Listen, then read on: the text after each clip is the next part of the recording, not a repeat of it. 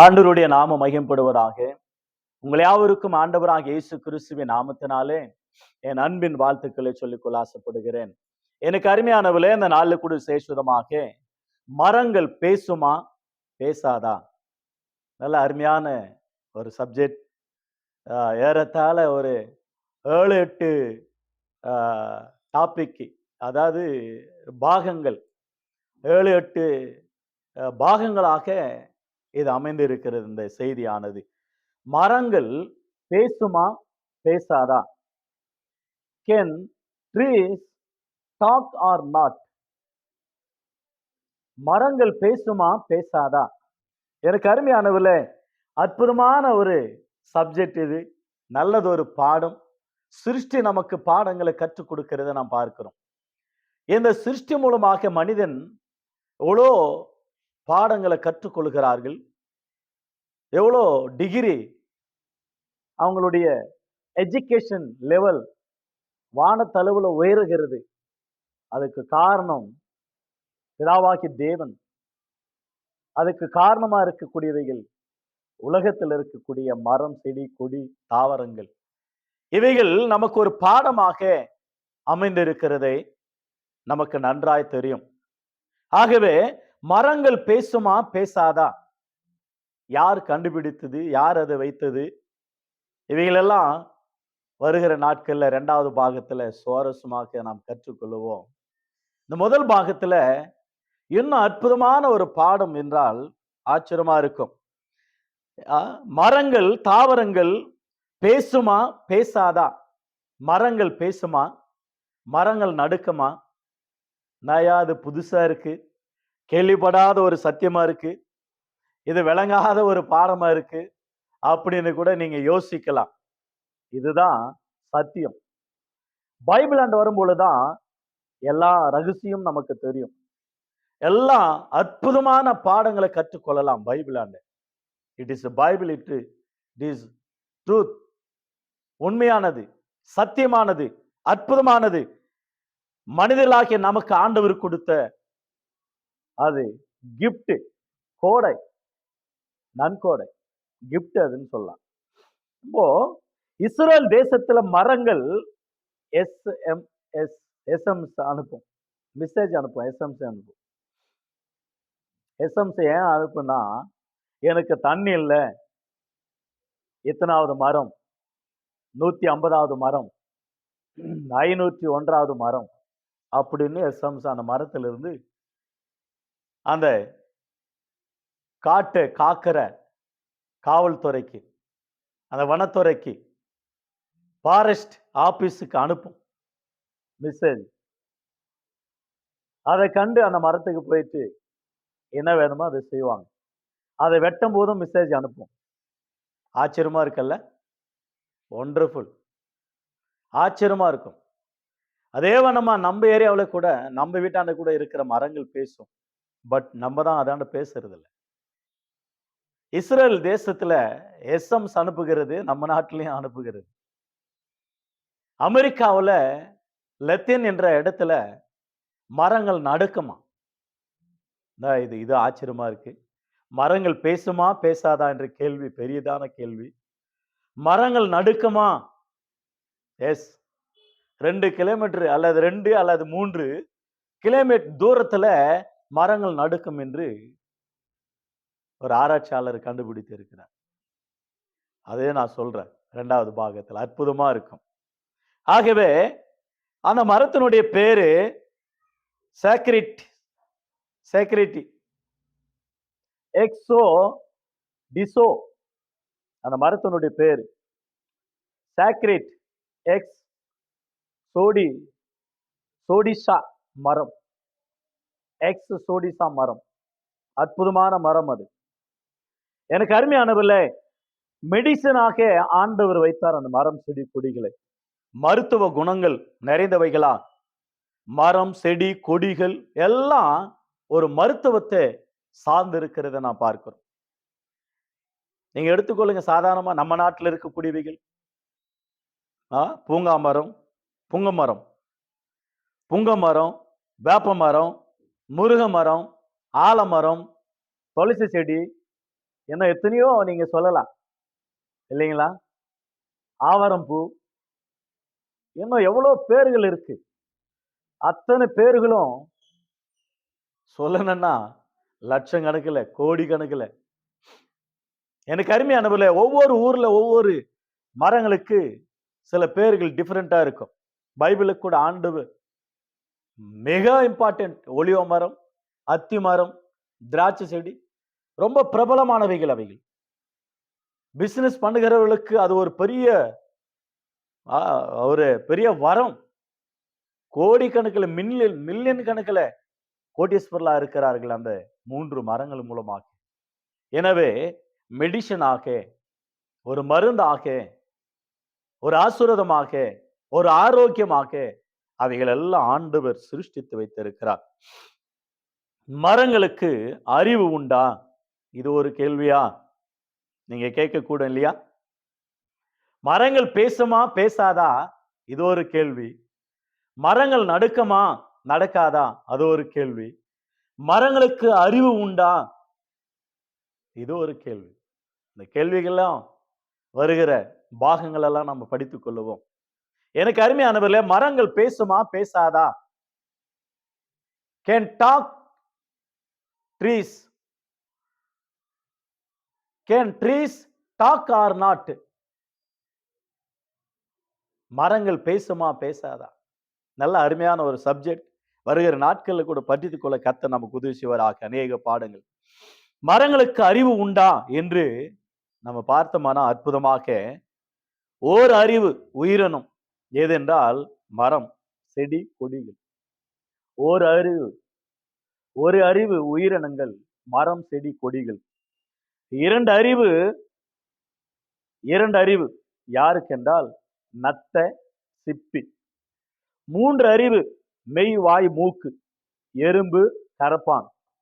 4 அறிவு மெய், வாய், மூக்கு, கண், நண்டு, தும்பி.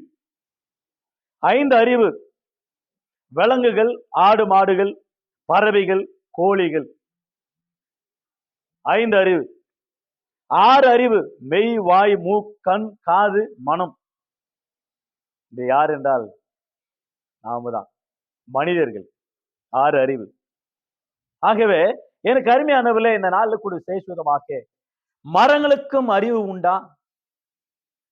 அதுதான் பேசும். எப்படி பேசும் என்பதை குறித்து வருகிற நாட்கள் அநேக பாகங்களை படித்துக் கொள்ள கர்த்தர் உதவி செய்வாராக. இந்த மரம், செடி, கொடிகளே, தாவரங்களே யார் உண்டாக்கினது? ஆதியாகமம் புஸ்தகம் 1ஆம் அதிகாரம் வசனம் 11, 12 ஆகிய வசனங்கள். அப்பொழுது தேவன் பூமியானது புல்லையும் விதையும் பிறப்பிக்கும் பூண்டுகளையும் பூமியின் மேல் தங்கள் விதையுடைய கனிகளை தரும் தங்கள் ஜாதியின்படியே கொடுக்கும் விருட்சங்களையும் முளைப்பிக்க கடவுது என்றார். அது அப்படியே ஆயிற்று. பூமியானது புல்லையும் தங்கள் ஜாதியின்படியே விதையை பிறப்பிக்கும் பூண்டுகளையும் தங்கள் ஜாதியின்படியே தங்கள் விதையுடைய கனிகளை கொடுக்கும் விருட்சங்களையும் முளைப்பித்தது. தேவன் அது நல்லதென்று கண்டார். Wonderful, wonderful, wonderful. ஆண்டவர் தன்னுடைய சிருஷ்டியை உண்டாக்கி ஆண்டவர் மகிழ்ந்தார், மகிழ்ச்சியா இருந்தாராம். பாருங்க, பூமியை பார்த்து முளைப்பிக்க கடவுதுன்னு சொன்னார். தங்கள் ஜாதியின்படியே தங்கள் விதையின்படியே முளைப்பிக்க கடவுது, கனிகளை தருவது. மரம் பஸ்டா, விதை பஸ்டா? நீங்க தான் மரம் தான் பஸ்ட்ன்னுவீங்க இல்லையா? அவைகள் விதைகளை ஆண்டவர் சொன்னார் பாருங்க. தங்களில் விதையுடைய கனிகளை தங்கள் ஜாதியின்படியே கொடுக்கும் கனி விருட்சங்களையும் முளைப்பிக்க கடவுது என்றார். அது அப்படியே ஆயிற்று.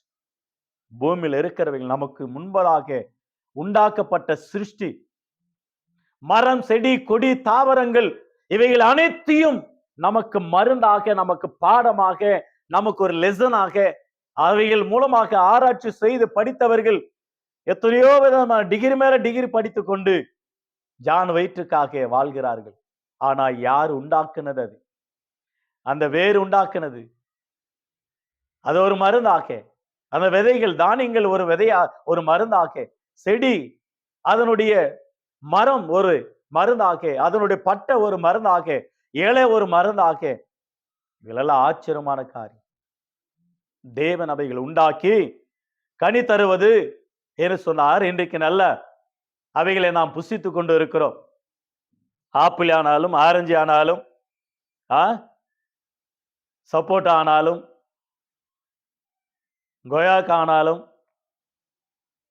திராட்சை ஆனாலும், அத்தி பழமானாலும், எவ்வளோ பழங்கள், many fruits, so many fruits, more than fruits.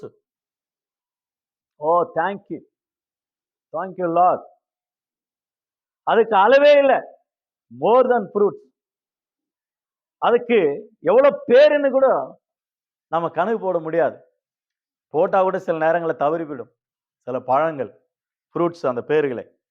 ஆகவே தேவன் அற்புதமாக உண்டாக்கி, ஆதியாகமம் 2ஆம் அதிகாரம் வசனம் 8ஆம் வசனம் 9ஆம் வசனத்துல, தேவனாகிய கர்த்தர் கிழக்கு ஏதேன் என்னும் ஒரு தோட்டத்தை உண்டாக்கி தாம் உருவாக்கின மனுஷன் அந்த தோட்டத்துல வைத்தா. தேவனாய் கர்த்தர் பார்வைக்கு அழகும் புசிப்புக்கு நலவமான சகல விதமான விருட்சங்களையும் தோட்டத்தின் நடுவில் ஜீவ விருட்சத்தையும் தீமையை அறியத்தக்க விருட்சத்தையும் பூமியில இருந்து முளைக்க பண்ணினார். தோட்டத்துக்கு தண்ணீர் பாயும்படி ஏதேனிலிருந்து ஒரு நதி ஓடி அங்கிருந்து பிரிந்து பெரிய ஆறுகளாயிற்று. கிழக்குல ஏதேன் தோட்டத்தை கூட உண்டாக்கினார். அந்த தோட்டத்தை தேவன் கனி செடி கொடிகள் எல்லாவற்றையும் தந்து இவையெல்லாம் புசி, நன்மை தீமை அறியத்தக்க விருட்சத்தின் கனியை புசிக்க வேண்டாம், அதையும் தோட்டத்தின் நடுவில் வைத்தார். தேவனாய் கர்த்தர் அற்புதமாக மனிதனுக்கு ஆகாரம். பாருங்க, ஹாஸ்பிட்டல் போனோம்னாக்கா ஆப்பிள், ஆரஞ்சு, சாத்துக்குடி, திராட்சை, அந்த கிவி ஃப்ரூட்ஸ்ன்னு சொல்லுவாங்க, கொயாக்கா, இவைகளை வைட்டமின் பொருட்களை வாங்கி போகும்.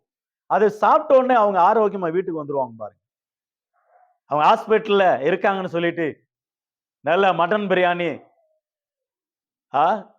2 பேக்கெட்டு பிடிச்சுன்னு போவோமா? கொண்டு போக மாட்டாங்க. அப்படி கொண்டு போனா கூட அங்க பாத்துக்கிற ஆள் தான் சாப்பிடுவாங்களே தவிர பேஷண்ட் சாப்பிட மாட்டாங்க, இல்லைங்களா? ஆகவே அந்த ஃப்ரூட்ஸ் சாப்பிட்ட உடனே ஆரோக்கியம் வந்துடும், வீட்டுக்கு வந்துருவாங்க. எனவே தேவன் ஆகாரமாக தந்தார் அவைகளை. எனவே எனக்கு அருமையானவர்களே, அவைகள் பாடும், அவைகள் துதிக்கும், அவைகள் ஆண்டவருடைய நாமத்தை மையப்படுத்தும். ஏனென்றால் ஆண்டவருடைய வார்த்தையில வல்லம் உண்டு, ஆண்டவருடைய வார்த்தையில அற்புதம் உண்டு. ஆண்டவராகி தேவன் அவைகளை உண்டாக்கினார், உருவாக்கினார். 1 நாளாகமம், ஃபர்ஸ்ட் கிரானிக்கல்ஸ், 1 நாளாகமம் 16ஆம் அதிகாரம் 33ஆம் வசனத்தை கவனிங்க. First Chronicles chapter 16 verse 33. அப்பொழுது கர்த்தருக்கு முன்பாக காட்டு விருட்சங்களும் கெம்பீரிக்கும், அவர் பூமியை நியாயந்திருக்க வருகிறார். காட்டு விருட்சங்கள் கெம்பீரிக்குமா? ஓ, வண்டர்ஃபுல். ஆண்டவரை துதித்து பாடும் என்று அர்த்தம். ஆண்டவரை துதிக்கும். ஏசாயா புஸ்தகம் 55ஆம் அதிகாரம் வசனம் 12ஆம் வசனத்தை வாசித்து பாருங்களேன். நீங்கள் மகிழ்ச்சியா புறப்பட்டு சமாதானமாய் கொண்டு போகப்படுவீர்கள், பர்வதங்களும் மலைகளும் உங்களுக்கு முன்பாக கம்பீரமா முழங்கி வெளியின் மரங்கள் எல்லாம் கை கொட்டும். நம்மாளுங்க உன் சரீரத்தினாலும் உங்கள் ஆவினாலும் தேவனை மகிமைப்படுத்துங்கள் வேதம் சொல்லுகிறது. முழு இருதயத்தோடு, முழு மனதோடு, முழு சிந்தையோட, முழு ஆத்மாவோட உன் பிதாவாகி தேவனிடத்துல அன்பு கூறுவாயாக. முழு சரீரம் ஆண்டவர் கைத்தட்டி ஆண்டவரை துதிங்கன்னு சொன்னா கூட சில பேர் அப்படியே கை கட்டி வச்ச மாதிரியே இருக்கும். ஆனா மரங்களெல்லாம் கை கொட்டி ஆண்டவரை கம்பீரமாய் பாடு. அவைகளுக்கு ஓர் அறிவு இருந்தும் ஆண்டவர் துதிக்கிறது. காட்டுக்கு நீங்க போனீங்களானாக்கா அந்த சத்தம் உங்களால தாங்க இயலாது, ஜீர்ணிக்க முடியாது, பயம் உண்டாகும். அந்த இடத்துல நாம ஏன் நிக்கிறோன்னு நீங்க ஓட ஆரம்பிச்சு விடுங்க. அந்த அளவுல பயத்தை உண்டாக்கக்கூடிய அளவுல இருக்கும் அந்த இடத்துல. ஆகவே எனக்கு அருமையானவர்களே, அநேக தோப்புகள் உண்டு. ஆதியாகமம் 21:33 கூட வாசிக்கிறோம். ஆபிரகாம் ஒரு தோப்பு உண்டாக்கி அவ்விடத்துல கர்த்தருடைய நாமத்தை தொழுது கொண்டார் என்று வாசிக்கிறோம். அநேக தோட்டங்கள், நீ நீர்ப்பாய்ச்சலான தோட்டத்தை போல இருப்பாய். தேவன் உலகத்தில் இருக்கிற தோட்டங்கள் எல்லாம் உண்டாக்கி நம்மை ஒரு தோட்டமாக வைத்து இருக்கிறார். உங்க குடும்பம் ஒரு தோட்டம். படித்தும் இல்லையா? நிறைய காரியங்கள் உண்டு. உங்க சபை ஒரு தோட்டம், நீ ஒரு தோட்டம். ஒரே விதை, உன் மூலமாக ஒரு தோட்டம் உண்டாகும், ஒரு கூட்டம் உண்டாகும் என்பது குறித்து மறந்துவிடக் கூடாது. ஆகவே எனக்கு அருமையானவர்களே, லேவியராகமம் புஸ்தகம் 26ஆம் அதிகாரம், the Leviticus book of the Leviticus chapter 26, லேவியராகமம் 26ஆம் அதிகாரம் 4, 5 ஆகிய வசனங்கள். நான் ஏற்ற காலத்தில் உங்களுக்கு மழை பெய்ய பண்ணுவேன், பூமி தான் பலனையும் வெளியிலுள்ள மரங்கள் தங்கள் கனியும் கொடுக்கும், திராட்சை பழமும் பறிக்கும் காலம் வரும் வரைக்கும் போரடிப்பு காலம் இருக்கும்,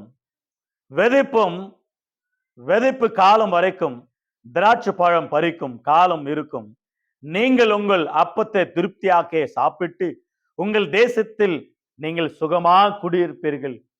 அற்புதமான ஒரு வார்த்தை. தேவன் மழை தருகிறான், அந்த மரம் செடி கொடிகள் செழிப்பாக கனி தருகிறது. அதை நாம் புசிக்கிறோம் ஆகாரமாக. அநேக அற்புதமாக அந்த ஃப்ரூட்ஸ் கடையை பார்த்தாவே அவங்களுக்கு உயிர் வந்துடும். அந்த பழங்கள் சாப்பிடாம இருக்க மாட்டாங்க. அந்த அளவுல அற்புதமாக ஆகாரம் தேவன் அவைகளை உண்டாக்கினார். பிதாவாகி தேவன் அவை உண்டாக்கினார். கடைசியாக ஒரு வாக்கியத்தை கூட வாசித்து ஜெபம் பண்ணி முடிக்கலாம். மரம் செடி கொடிகள் என்ன செய்ய வேண்டும் என்பது குறித்து வேதம் அருமையாக நமக்கு எடுத்துரைக்கிறத பார்க்கிறோம். எனக்கு அருமையானவர்களே, மரங்கள் பேசுமா பேசாதா? ஆண்டவரே அந்த மரங்களுக்கு கட்டளிடுகிறார்.